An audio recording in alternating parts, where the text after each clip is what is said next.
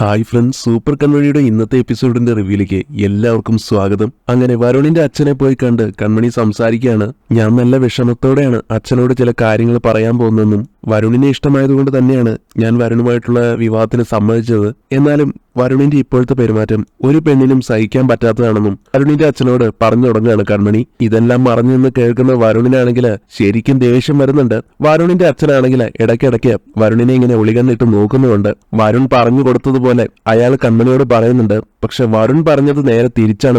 മോൾക്ക് അവനോടുള്ള പെരുമാറ്റമാണ് അവന് വിഷമം ഉണ്ടാക്കുന്നത്. നല്ല ഉത്സാഹത്തിൽ നടന്നിരുന്ന പയ്യനായിരുന്നു എന്റെ മോൻ. മോള് അകൽച്ച കാണിക്കുന്നതാണ് മോന്റെ ഇപ്പോഴത്തെ ഏറ്റവും വലിയ വിഷമം.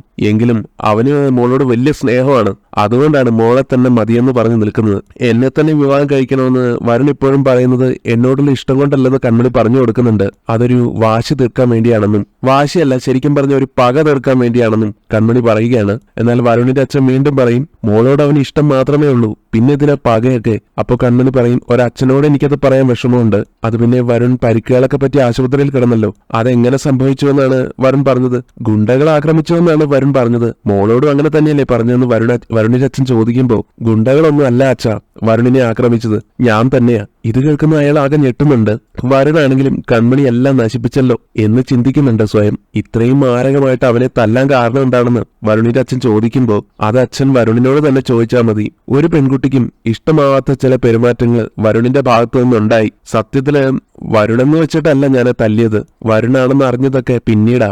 എന്തായാലും അച്ഛൻ വരുണിനോട് ചോദിച്ചു നോക്ക്, എനിക്ക് അച്ഛനോട് പറയാൻ ബുദ്ധിമുട്ടുണ്ട്. ഇത് കേൾക്കുന്ന വരുണിന്റെ അച്ഛൻ പറയുന്നുണ്ട്, അവൻ കാണിച്ചത് എന്തോ ആയിക്കോട്ടെ, പക്ഷെ ഇത്രയും മൃഗീയമായിട്ട് തല്ലാൻ എങ്ങനെ തോന്നുന്നു നിനക്ക്? അപ്പൊ കൺമണി പറയും, ഇത്രയും കേട്ടപ്പോ തന്നെ വരുണിന്റെ അച്ഛൻ എന്നോട് ദേഷ്യമായല്ലേ? അതിന്റെ എത്രയോ ഇരട്ടി ദേഷ്യം വരുണ് കാണും. ഈ ഒരവസ്ഥയില് ഞാൻ ആ വീട്ടിൽ വന്ന് കയറിയ അച്ഛനത് ഇഷ്ടപ്പെടൂ.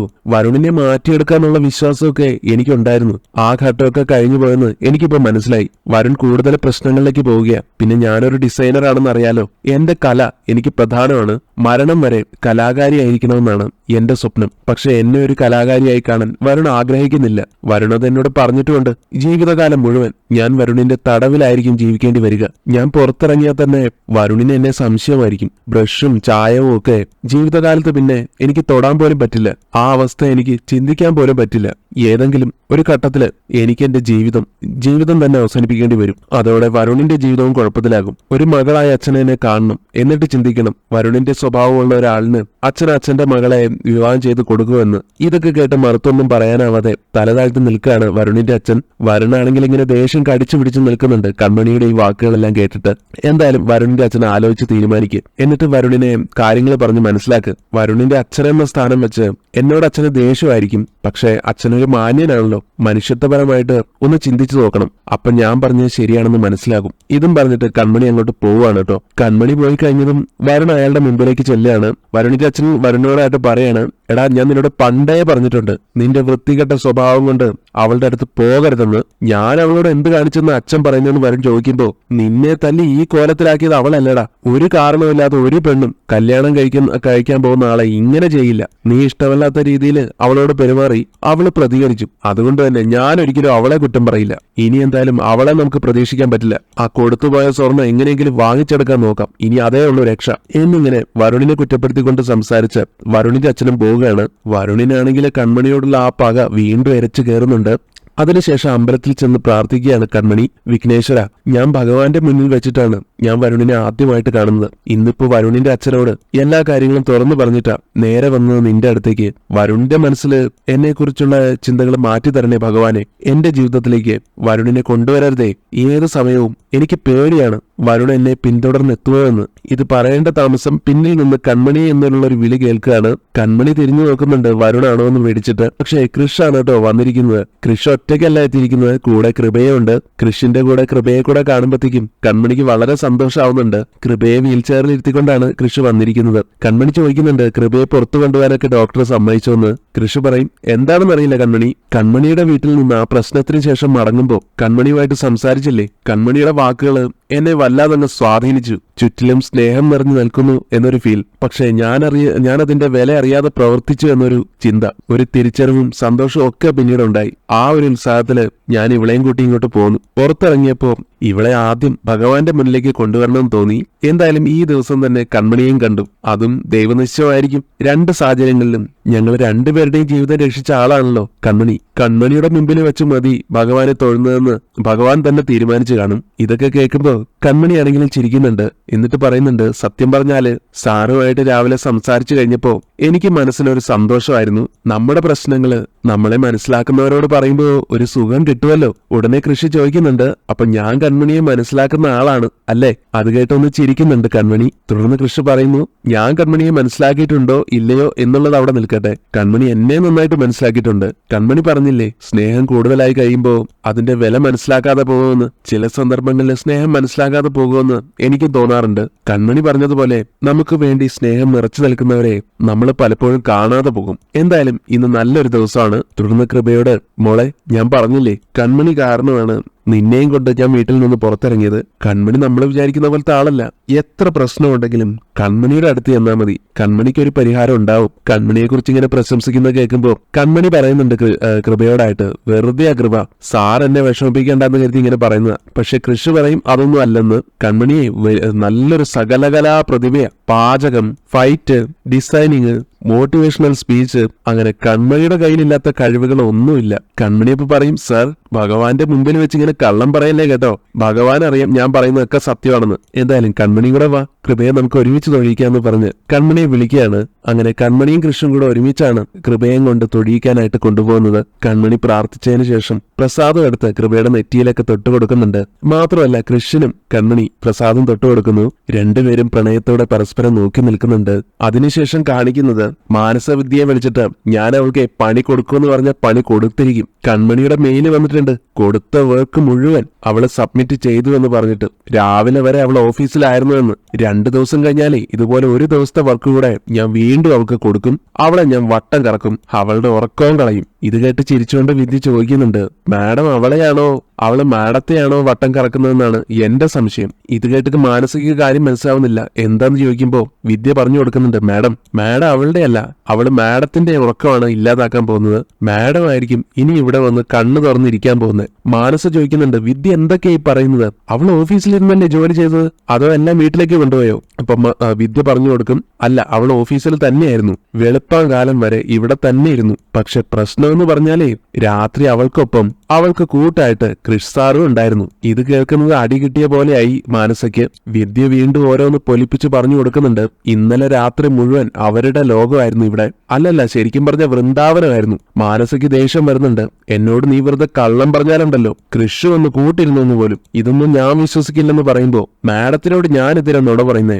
അവരിവിടെ ഒരുമിച്ചായിരുന്നു മാഡം. മാഡം സാറിന്റെ വീട്ടിലൊന്ന് വിളിച്ച് അന്വേഷിച്ചു നോക്ക്. ഉർവശി ശാപ ഉപകാരം, അങ്ങനെ ഒരു ചൊല്ലുണ്ടല്ലോ മാഡം, അതാണ് ശരിക്കും സംഭവിച്ചത്. അവൾ എന്താണോ മോഹിച്ചത് അത് മാഡം സാധിച്ചു കൊടുത്തു. ഇനി അവള് രാത്രി ഡ്യൂട്ടിക്ക് വേണ്ടി കൊതിച്ചിരിക്കുകയായിരിക്കും. മാഡത്തിനെ ചിലപ്പോ അങ്ങോട്ട് വിളിച്ച് രാത്രി ഡ്യൂട്ടി ചെയ്യണോ എന്ന് ചോദിക്കും. ഇതെല്ലാം കേട്ട് മാനസികാകെ വല്ലാതായി പോകുന്നുണ്ട്. വിദ്യ പറയും, അവള് വെട്ടിയാലും മുളച്ചു വരും, പിഴുത് കളഞ്ഞാലേ രക്ഷയുള്ളൂ മാഡം. അവളെ ഇവിടെ ഒന്ന് പറഞ്ഞയക്കണം, അതിനൊരു കാരണം കണ്ടുപിടിക്കണം, അല്ലെങ്കിലുണ്ടല്ലോ അവള് കൃഷ്ണനെയും കൊണ്ട് പോകും. അതുകൊണ്ട് മാഡം ഒന്ന് സൂക്ഷിച്ചോ എന്നിങ്ങനെയെല്ലാം പറഞ്ഞ് മാനസയെ എരിപിരി കയറ്റിക്കൊണ്ട് വിദ്യ ഫോൺ കട്ട് ചെയ്യുന്നു. മാനസയാണെങ്കിലും തന്റെ ലക്ഷ്യങ്ങളൊന്നും ഇനി നടക്കാതെ വരുമോ എന്നുള്ളൊരു ആശങ്കയിലും ആയിത്തീരുന്നു. ഇവിടെ അമ്പലത്തിലാണെങ്കിൽ കൺമണി ഭഗവാന് നേദിച്ച പായസം കൃപയ്ക്ക് കൊടുത്തോട്ടേയും ചോദിക്കുകയാണ് കേട്ടോ കൃഷ്ണനോട്. കൊടുത്തോളാൻ അനുവാദം കൊടുക്കുന്നുണ്ട് കൃഷ്. ശേഷം കൃപയെ നോക്കി പറയുന്നുണ്ട് കൺമണി, മോൾക്ക് എത്രയും പെട്ടെന്ന് പൂർണ്ണ ആരോഗ്യം കിട്ടാനും ഞങ്ങളുടെ പഴയ കൃപയായി തുള്ളിച്ചാടി നടക്കാനും വിഘ്നേശ്വരന്റെ അനുഗ്രഹം എന്തായാലും കിട്ടും കേട്ടോ. ദേ ഇത് കഴിക്കുന്നു പറഞ്ഞ് പായസം സ്പൂണിലാക്കി കൃപയുടെ ചുണ്ടിൽ വെച്ചു കൊടുക്കുന്നുണ്ട് കൺമണി. അതോടൊപ്പം മോളുടെ ദോഷങ്ങളെല്ലാം മാറട്ടെയെന്നും കൺമണി നേരുന്നു. പെട്ടെന്നാണ് കൃഷിന് ഒരു കോള് വരുന്നത്. മാനസയാണ് വിളിക്കുന്നതെന്ന് അറിയുന്നതും കൃഷി പറയുന്നുണ്ട്, ദേ പറഞ്ഞു തീരണ്ട, ദേ വിളിക്കുന്നുണ്ട് ഒരു ദോഷം. കൃഷി കോൾ അറ്റൻഡ് ചെയ്യുമ്പോൾ മാനസ ചോദിക്കുന്നുണ്ട്, കൃഷി ഇപ്പൊ എവിടെയാണെന്ന്. ഞാൻ എവിടെയെങ്കിലും ആയിക്കോട്ടെ, നീ വിളിച്ച കാര്യം പറയാൻ കൃഷി പറഞ്ഞപ്പോ അതെന്താ കൃഷി അങ്ങനെ? കൃഷി എവിടെയാണെന്ന് അറിയാൻ എനിക്ക് അവകാശമില്ലേ? അപ്പൊ കൃഷി പറയുന്നുണ്ട്, ഞാൻ അമ്പലത്തിലാണെന്നും കൃപയും കൊണ്ട് വന്നതാണെന്നും. തുടർന്ന് മാനസ അടുത്ത ചോദ്യം ചോദിക്കുകയാണ്, കൃഷി ഇന്നലെ ഓഫീസിലായിരുന്നു ഉറങ്ങിയെന്ന്. കൃഷിന് ആ ചോദ്യം കേട്ട് ദേഷ്യം വരുന്നുണ്ട്. ഞാൻ എവിടെ ഉറങ്ങിയാൽ നിനക്കെന്താ എന്ന് ചൂടായിക്കൊണ്ട് ചോദിക്കുന്നു. അല്ല, ഞാൻ ഓഫീസിലാണ് ഉറങ്ങിയതെന്ന് നിന്നോട് ആരാ പറഞ്ഞത്? ഞാനതൊക്കെ അറിഞ്ഞു എന്ന് പറയുന്നുണ്ട് മാനസ.